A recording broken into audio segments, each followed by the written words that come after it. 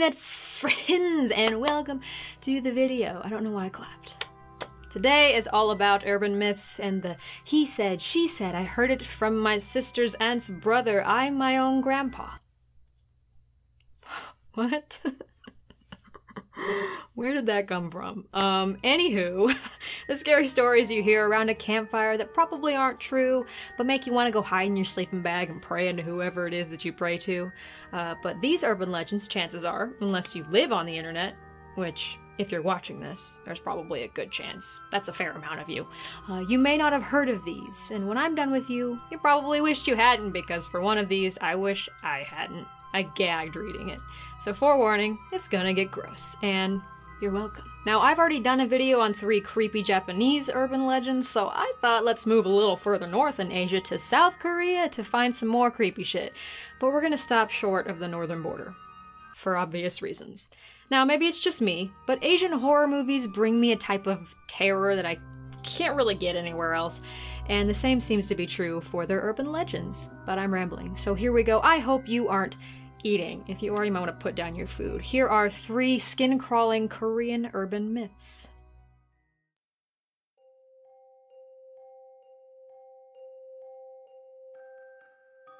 So our first urban myth is definitely short, but it's far from sweet. In fact, there's a reason I made the title of this video include the words skin crawling. It's going to get a bit graphic, so fair warning. Now, I've never been a mother, but it has always confused me when moms try to modify their child's appearance before the kid is even old enough to understand what is happening.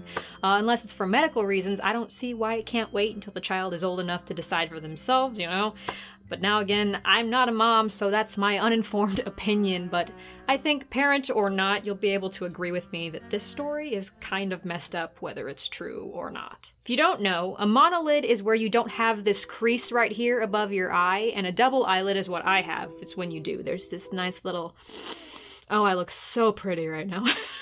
Oh, that was a joke for all of you people who think I'm a narcissistic asshole. But here's a helpful comparison chart to show you the difference, and I don't know the exact cultural implications, but I'm pretty sure the #1 cosmetic surgery in South Korea is transforming a monolid to a double eyelid. Either that, or it's the eye-widening surgery where they slit the corners of your eyes to make them appear larger, which sounds horrific and painful. Now, as an alternative to surgery, there is double eyelid tape, which is applied as such to give a temporary appearance of a double eyelid. So the urban legend goes like this. A woman gives birth to a healthy baby but is devastated to see that unlike her, her child has a monolid instead of a double eyelid, and she worries that her child will grow up to be ugly, so she takes it upon herself to put double eyelid tape on her newborn's eyelids. I don't think this is going anywhere good, thus temporarily solving the problem. No harm done, right? Well, unfortunately, you know that's not how urban legends work. When the mother starts to notice the stickiness of the tape wearing off, she goes to pull the tape off so she can put some new tape on. Only instead of just pulling the tape off, she pulls and the baby's eyelids come off with it. Yeah, don't get mad at me.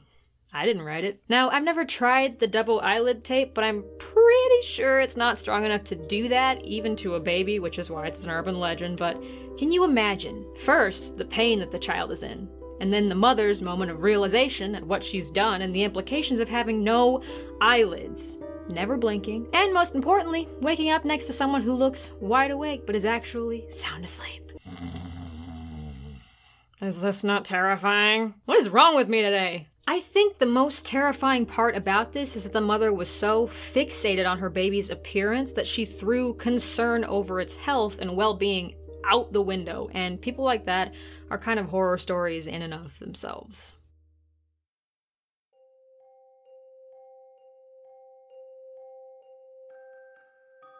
On to our second tale, also having to do with the eyes, but this one's more downright scary and more like the plot of a horror movie.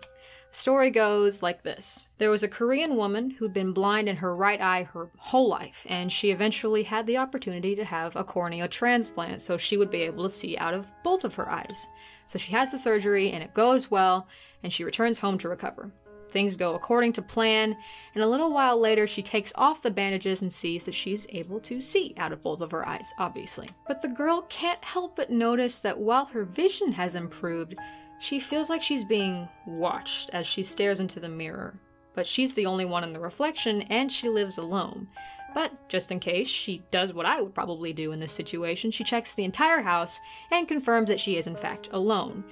But every time she sees her reflection, the feeling of being watched returns just full force. Fast forward a week, and the girl's friends and family are kind of getting worried. They've each tried calling her dozens of times, and she hasn't answered. And her parents finally take it upon themselves to go over to her house and try and meet her in person. But when they knock on the door, there's no reply. It isn't until after the police arrive that they're able to knock down the door and are horrified by the waking nightmare that they find inside. Their daughter lies on the floor in her own blood, wounds on her wrists, she's killed herself, and lies amidst shattered mirror fragments. And that's when they notice that not only one, but all of the mirrors in the house have been smashed, and every reflective surface in the house has been covered up. Now, next to the girl is a diary scribbled with pages and pages of the same phrase over and over, written hundreds, maybe thousands of times. My right eye is staring at me. If you don't understand why she would feel like her eye is watching her and why that would drive her crazy when it's now literally her own eye, it's a part of her body, think about this. Most of us grow up our whole lives only seeing one reflections of ourselves in the mirror. And I say most of us because some of us are possessed by demons. So we know there's more than one of you hiding in there. Now imagine waking up one morning to greet the day and you go to look at yourself in the mirror and all of a sudden you have two reflections. One standing right in front of you, like it's supposed to be, and then one standing right next to you.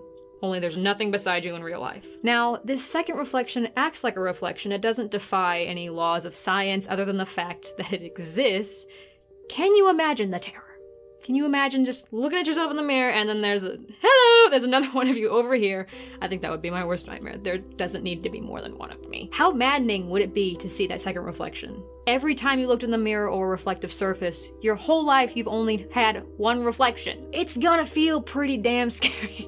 Like someone's probably watching you, and that's probably how she felt. The sensation of someone watching her constantly, not a comforting feeling, to put it lightly. So, speaking of the plot to a horror movie, I just realized this is extremely similar to the Hong Kong Singaporean movie The Eye, where this girl gets a cornea transplant, only instead of feeling like she's being constantly watched by her own eyes, she starts to see entities. Scary movie for a scary urban legend.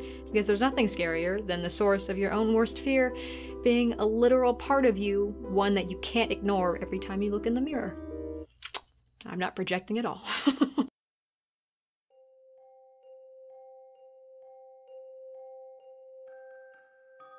And finally, here we are at number 1, and you're thinking, what's so scary about sesame seeds? Aren't those the little things that they put on my bun at Burger King that make it impossible to eat without making a gigantic mess? Yes, sesame seeds aren't in and of themselves scary, but if you have trypophobia, which I do, and if you don't know what trypophobia is, I implore you not to look it up, otherwise you might acquire it. It is the name of an extreme discomfort.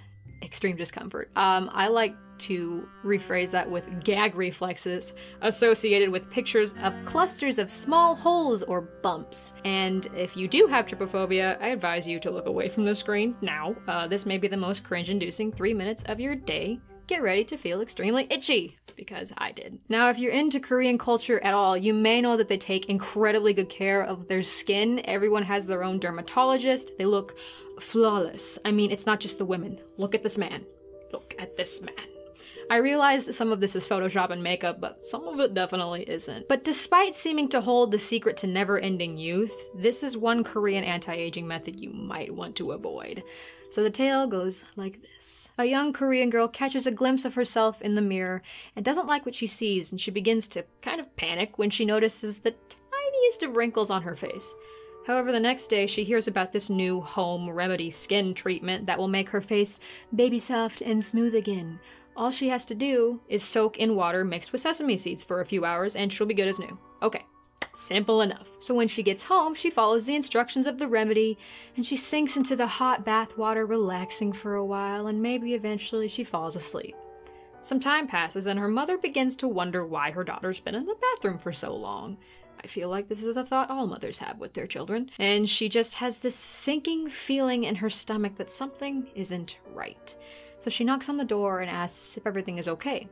And after a moment of silence, her daughter responds in a monotone, sort of distant voice, "Wait a minute, She knocks again and gets the same response. Thinking she must be getting dressed, the mother walks away to give her child some privacy. But when she looks at the clock again, another hour has passed and her daughter still hasn't emerged from the bathroom. She again knocks on the door, a little more frantic this time, and again hears her daughter telling her to wait a minute. Now, annoyed, the mother barges into the bathroom and sees her daughter sitting in the tub, covered in tiny black dots. The daughter barely notices her mother and seems fixated with her skin, and as the mother takes a step closer, she realizes why. The sesame seeds are embedded deep within the girl's pores, all over her body, and her daughter is picking at them obsessively, trying to force the seeds out of her skin with a toothpick. The mother can see the empty cavities where she's already managed to extract some of the seeds, and hears her daughter muttering to herself over and over, "Wait a minute," in this dazed and having a panicked look on her face as she continues to pick at her skin, completely lost to insanity. Ew. Fun fact, I have nightmares like this all the time, so it's apparently one of my deepest subconscious fears. Except instead of seeds stuck in my pores, it's something much more disgusting. I will refrain from elaborating further because my goal is not to make you throw up, although I may have already failed. And while it's a terrifying thought to have, the story does its job. It scares us. It warns us of the obsessive and often destructive nature of vanity, taking extreme measures without caution to fight the inevitability of aging, no matter the cost. Obsessing over it even has the opposite result. She permanently damages her skin instead of making it better. I also find it interesting that the story mentions that the girl obsessed with her skin is a young girl, so it's probably someone who already looks youthful, someone who probably only saw the flaws in herself because she chose to magnify them.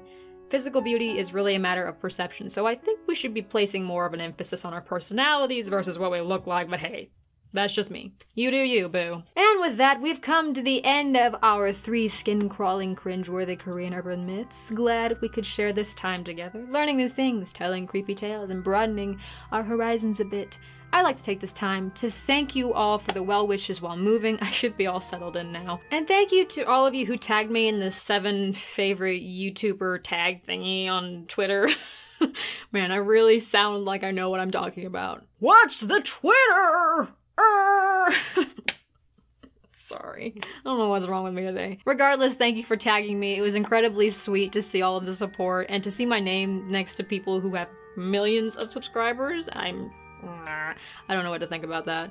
If you liked the video, be sure to give it a thumbs up. It really helps me out. And if you want to see more of this face, I'll be doing it for the rest of my videos for the rest of time.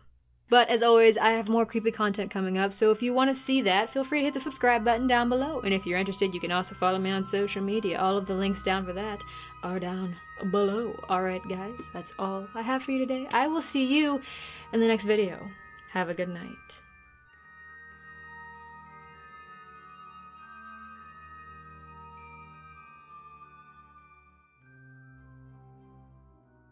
Do what you want, body. Do what you want, let's party. Do what you want with my body. What you want with my body. I had to be careful this entire time filming because this skirt is really weird. Ah! That's just the face I make when things are gross. I go, oh. What an attractive thumbnail. Oh, ow.